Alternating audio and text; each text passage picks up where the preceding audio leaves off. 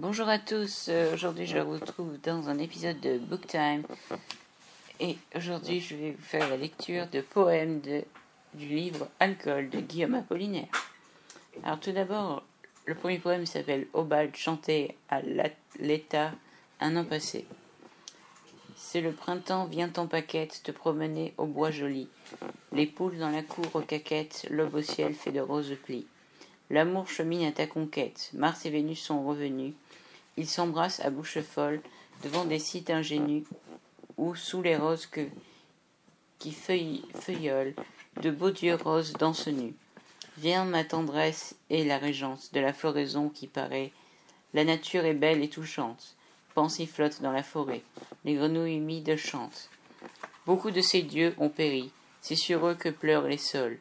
Le grand pan, l'amour, Jésus-Christ sont bien morts et les chats miaulent. Dans la cour, je pleure à Paris. Moi qui sais des laits pour les reines, les complaintes de mes années, des hymnes d'esclaves aux murennes, la romance du mal-aimé, et des chansons pour les sirènes. L'amour est mort, j'en suis tremblant, j'adore de belles idoles. Les souvenirs lui rassemblant comme la femme de Mosole, je reste infidèle et dolent. Je suis fidèle comme un dogue au maître le lierre au tronc et les cosaques zaporogues, ivrognes, pieux et larrons, aux steppes et au décalogue. Porté comme un joug le croissant, qu'interrogent les astrologues, je mis le sultan tout-puissant, ô mes cosaques zaporogues, votre seigneur éblouissant. Devenez mes sujets fidèles, leur avait écrit le sultan. Ils rirent à cette nouvelle et répondirent à l'instant à la lueur d'une chandelle. Prochain poème s'appelle donc Réponse des cosaques zaporogues au sultan de Constantinople. Plus criminel que Barabbas, cornu comme les mauvais anges, quel Belzébuth es-tu là-bas, nourri d'immondices et de fanges. Nous n'irons pas à tes sabbats, poisson pourri de Salonique, long collier des sommeils affreux.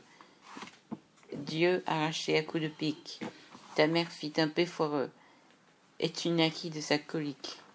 Bourreau de podolie amant, des plaies, des ulcères, des croûtes, groin de cochon, cul de jument, tes richesses garde-les toutes pour payer tes médicaments. Voie lactée, ô sœur lumineuse des blancs ruisseaux de Chanaan, et les corps blancs des amoureuses, nageurs morts, suivons-nous d'Ahan, ton cours vers d'autres nébuleuses. Regret des yeux de la putain est belle comme une panthère. Amour, vos baisers florentins avaient une saveur amère qui a rebuté nos destins. Ses regards laissaient une traîne d'étoiles dans les soirs tremblants.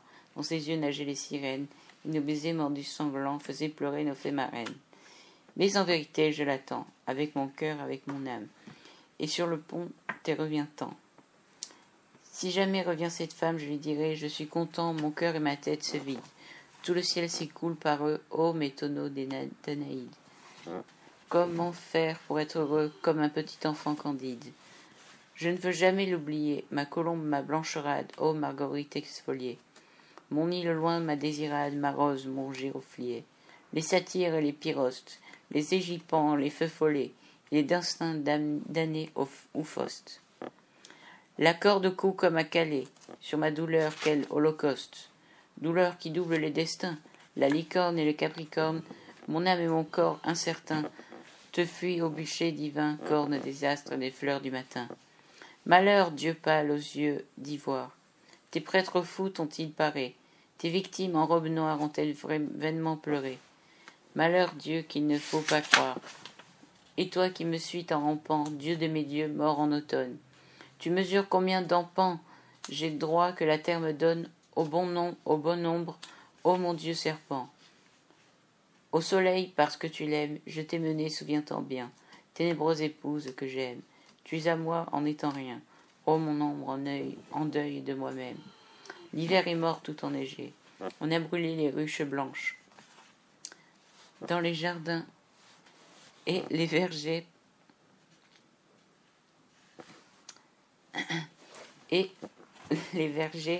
les oiseaux chantent sur les branches, le printemps clair, l'avril léger. Mort d'immortel argyraspide, la neige au bouclier d'argent fuit les dendrophores livides. Du printemps cher aux pauvres gens qui ressourient les yeux humides. Et moi j'ai le cœur aussi gros qu'un cul de dame damascène. Oh mon amour, je t'aimais trop, et maintenant j'ai trop de peine. Les 7 épées hors du fourreau, 7 épées de mélancolie, sans morphile aux claires douleurs, sont dans mon cœur, et la folie veut résonner pour mon malheur. Comment voulez-vous que j'oublie les 7 épées? Prochaine poésie. La première est toute d'argent, et son nom tremblant s'épaline. Sa lame un ciel d'hiver neigeant, son destin sanglant gibeline. Vulcain mourut en la forgeant. La seconde nommée Noubos est un bel arc-en-ciel joyeux. Les dieux s'en servent à leurs noces. Elle a tué 30 berrieux. Elle fut douée par Carabosse. La troisième bleu féminin n'en est pas moins un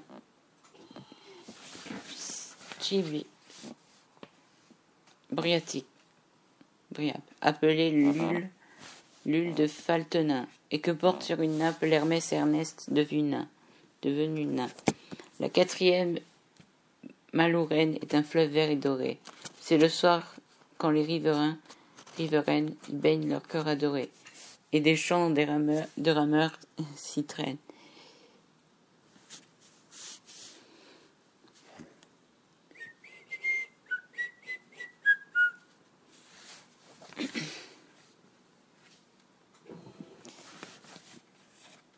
La cinquième, Sainte Fabo, c'est la plus belle des quenouilles. C'est un cyprès sur un tombeau où les 4 vents s'agenouillent, et chaque nuit c'est un flambeau. La 6e métal de gloire, c'est l'ami aux si douces mains, dont chaque matin nous sépare à Dieu, voilà votre chemin. Les coqs s'épuisaient en fanfare, et la 7e s'exténue, une femme, une rose morte. Merci que le dernier venu. Sur mon amour ferme la porte, je ne vous ai jamais connu. Voie lactée, ô sœur lumineuse, des blancs ruisseaux de Chanin, et des corps blancs des amoureuses, nageurs morts suivis, nous d'Ahan, des cours vers d'autres.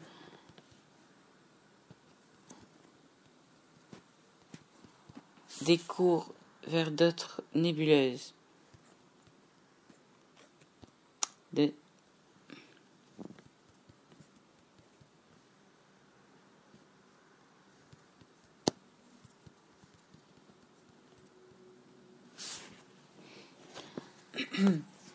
Pardonnez-moi. Les démons du hasard, selon le chant du firmament, nous mènent. À son perdu, leur violon font danser notre race humaine sur la descente à reculons. Destin, destin impénétrable, roi secoué par la folie et ses grelottantes étoiles, de fausses femmes d'envolis au désert que l'histoire accable. Lui, Paul, le vieux prince régent, tuteur de 2 royautés folles, sanglante-t-il en y songeant. Quand vacillent les lucioles, mouches dorées de la Saint-Jean, près d'un château sans châtelaine, la barque aux barcaroles, chantant sur un lac blanc et sous la laine. Des vents qui tremblent au printemps, voguer cygne mourant, sirène. Un jour le roi dans l'eau d'argent se noya la bouche ouverte. Il s'en revint en surnageant, sur la rive dormir inerte. C'est pour la comédie. Face se tourner au ciel changeant. Joint ton soleil ardente lyre, brûle tes doigts endoloris, triste et mélodieux délire, gère à travers mon beau Paris, sans avoir le cœur d'y mourir. Les dimanches s'y éternisent et les orgues de barbarie y sanglotent dans les cours grises. Les fleurs au balcon de Paris penchent comme la tour de Pise.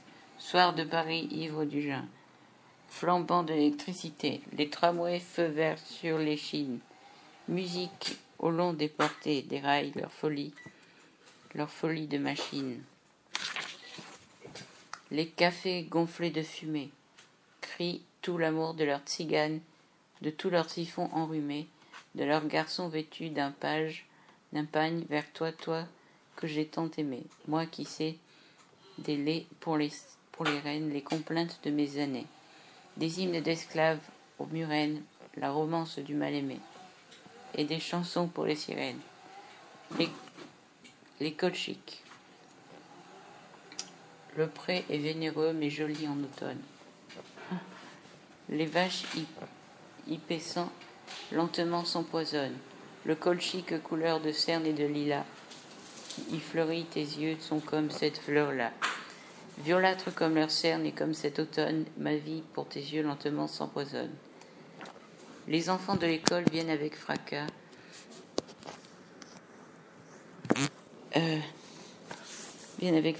Vêtus de hoquetons et jouant de l'harmonica.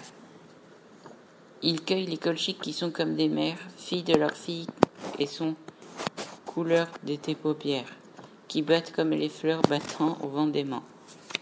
Le gardien du troupeau chante tout doucement, tandis que lente et meuglant les vaches abandonnent, pour toujours ce grand pré mal fleuri par l'automne. Alors,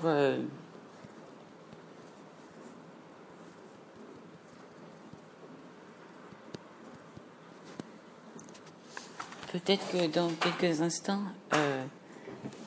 Antoine, donc un auditeur de notre radio, va venir participer à l'émission justement. Nous allons continuer à parler de ce livre d'alcool sur cette radio du HMPT Show.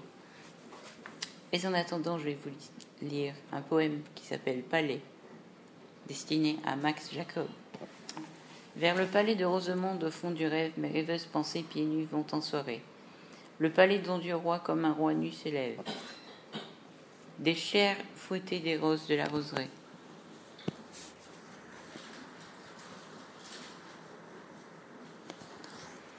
Bon. Pardonnez-moi, mais Antoine ne rejoindra pas finalement sur l'émission car il est en train de manger, ce qui est tout à fait compréhensible.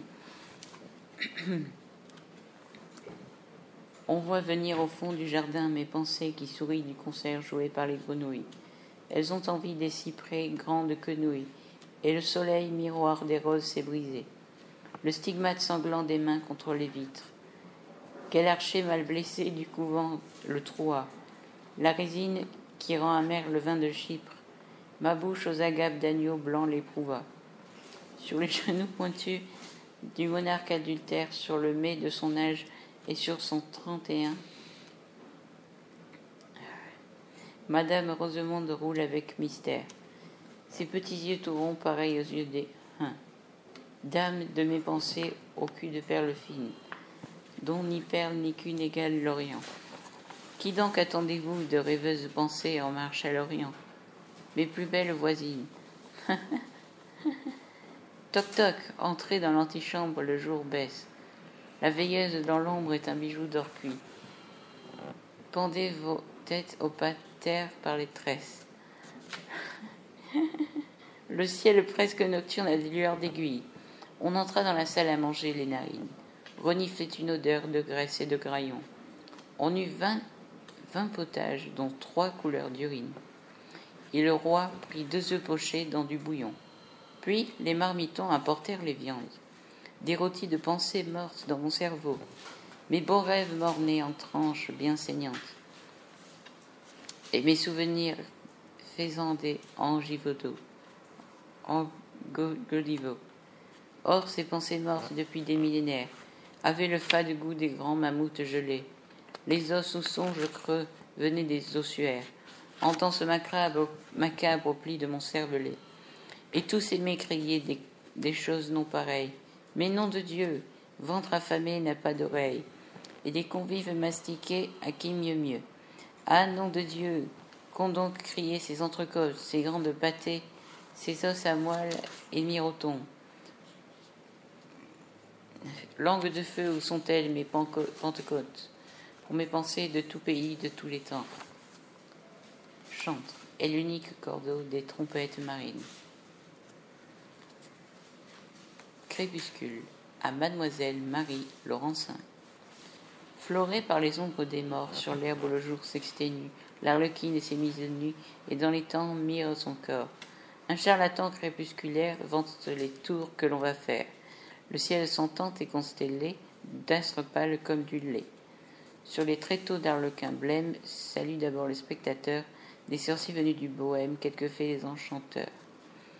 Ayant décroché une étoile à la manie à bras tendus, tandis que des pieds impendus sont en mesure des cymbales.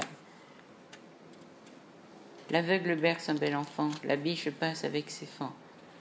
Le nain regarde d'un air triste grandir l'arlequin trémiliste. Annie. Sur la côte du Texas, entre Mobile et Galveston, il y a un grand jardin tout plein de roses. Il contient aussi une villa qui est une grande rose. Une femme se promène souvent dans le jardin toute seule. Et quand je passe sur la route bordée de tilleuls, nous nous regardons. Comme cette femme est ménonite, ses rosiers, ses vêtements n'ont pas de boutons, il en manque 2 à mon veston. La dame et moi suivons presque la même rite, le même rite. Alors, ensuite, nous allons parler d'un poème aussi, toujours de Gamme Apollinaire, qui s'appelle La Maison des Morts, à Maurice Raynal. S'étendant sur les côtes du cimetière, la maison des morts l'encadrait comme un cloître. À l'intérieur de ses vitrines, pareilles à celles des boutiques de mode. Au lieu de sourire debout, les mannequins grimaçaient pour l'éternité. Arrivé à Munich depuis 15 ou 20 jours, j'étais entré dans la première fois et par hasard dans ce cimetière presque désert, et je claquais des dents devant toute cette bourgeoisie exposée et vêtue le mieux possible en attendant la sépulture. Soudain, rapide comme un mémoire, les yeux se rallumèrent de cellule vitrée en cellule vitrée. Le ciel se peupla d'une apocalypse vivace. Et la terre plate à l'infini, comme avant Galilée, se couvrit de 1000 mythologies immobiles. Un ange en diamant brisa toutes les vitrines.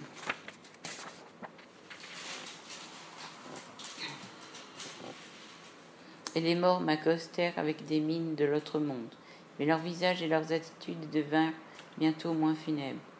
Le ciel et la terre perdirent leur aspect fantasmagorique. Les morts se réjouissaient de voir leurs corps trépasser entre eux et la lumière. Ils riaient de leurs ombres et l'observaient, comme si véritablement c'eût été leur vie passée. Alors je les dénombrai. Ils étaient 49 hommes, femmes et enfants, qui embellissaient à vue d'œil. Ils me regardaient maintenant avec tant de cordialité, tant de tendresse même que les prenant en amitié tout à coup. Je les invitais à une promenade le long des arcades de leur maison. Et tous les bras dessus, et tous bras dessus, bras dessous, fredonnant des airs militaires. Oui, tous vos péchés sont absous. Nous quittâmes le cimetière. Nous traversâmes la ville et rencontrions souvent des parents, des amis qui se joignaient à la petite troupe des morts récents. Tous étaient si gais, si charmants, si bien portants, que bien malin qui aurait pu distinguer les morts des vivants. Puis dans la campagne on s'éparpilla. 2 chevaux légers nous joignirent, on leur fit fête. Ils coupèrent du bois de viorne et du sureau, dont ils firent des sifflets qu'ils distribuèrent aux enfants. Plus tard, dans un bal champêtre, les couples mains sur les épaules dansèrent au son aigre des cithars. Ils n'avaient pas oublié la danse, ces morts et ces mortes. On buvait aussi, et de temps à autre une cloche annonçait qu'un nouveau tonneau allait être mis en Perse. Une morte assise sur un banc près d'un buisson d'épines vignettes laissait un étudiant agenouillé à ses pieds lui parler de fiançailles. Je vous attendrai 10 ans, 20 ans, s'il le faut. Votre volonté sera la mienne.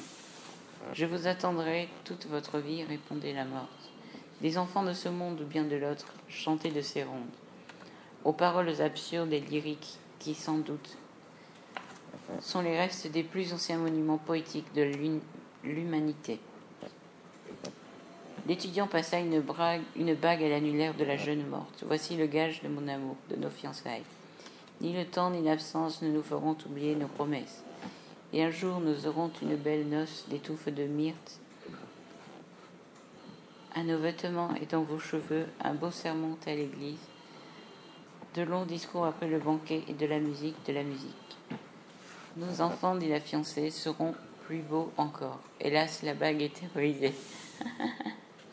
Que s'ils étaient d'argent ou d'or, d'émeraude ou de diamant, seront plus clairs encore que les astres du firmament, que la lumière de l'aurore, que vos regards, mon fiancé, auront meilleure odeur encore. Hélas, la bague était brisée. Que le lilas qui vient d'éclore, que le thym, la rose ou qu'un brin de lavande ou de romarin. Les musiciens s'en étant allés, nous continuâmes la promenade. Au bord d'un lac, on s'amusa à faire des ricochets avec des cailloux plats. Sur l'eau qui dansait à peine, des barques étaient amarrées dans un havre. On les détacha après que toute la troupe se fut embarquée et quelques morts ramaient, avec autant de vigueur que les vivants. À l'avant du bateau que je gouvernais, un mort parlait avec une jeune femme vêtue d'une robe jaune, d'un corsage noir, avec des rubans bleus et d'un chapeau gris, orné d'une seule petite plume défrisée. « Je vous aime, disait-il, comme le pigeon aime la colombe, comme l'insecte nocturne aime la lumière. » Trop tard, répondait la vivante. Repoussez, repoussez cet amour défendu. Je suis mariée, voyez l'anneau qui brille, mes mains tremblent. Je pleure et je voudrais mourir. Les barques étaient arrivées à un endroit où les chevaux légers savaient qu'un écho répondait de la rive. On ne se lassait point de l'interroger. Il y eut des questions si extravagantes et des réponses tellement pleines d'à propos que c'était à mourir de rire. Et le mort disait à la vivante: nous serions si heureux ensemble sur nous, l'eau se refermera, mais vous pleurez et vos mains tremblent, aucun de nous ne reviendra. On reprit terre et ce fut le retour. Les amoureuses s'entraimaient et par couple aux belles bouches marchaient à distance inégale. Les morts avaient choisi les vivants et les vivants des mortes. Un génévrier parfois faisait l'effet d'un fantôme. Les enfants déchiraient l'air en soufflant les joues creuses dans leur sifflet de viande ou de sureau, tandis que les militaires chantaient des tyroliennes en se répondant comme on le fait dans la montagne. Dans la ville, notre troupe diminua peu à peu. On se disait au revoir, à demain, à bientôt. Beaucoup entraînés dans les brasseries, quelques-uns nous quittèrent, devant une boucherie canine pour y acheter leur repas du soir. Bientôt je restai seul avec ces morts qui s'en allaient tout droit au cimetière, où sous les arcades je les reconnus couchés, immobiles et bien vêtus. Attendant la sépulture derrière les vitrines, ils ne se doutaient pas de ce qui s'était passé, mais les vivants en gardaient le souvenir. C'était un bonheur inespéré, et si certain qu'ils ne craignaient point de le perdre. Ils vivaient si noblement que ceux de la ville encore les regardaient comme leurs égaux, ou même quelque chose de moins admirés maintenant. Leur puissance, leur richesse et leur génie, car y a-t-il rien qui vous élève, comme d'avoir aimé un mort ou une morte, ou devient si pur qu'on en arrive dans les glaciers de la mémoire à se confondre avec le souvenir. On est fortifié pour la vie et l'on n'a plus besoin de personne. Cette émission est terminée. Merci beaucoup. Au revoir.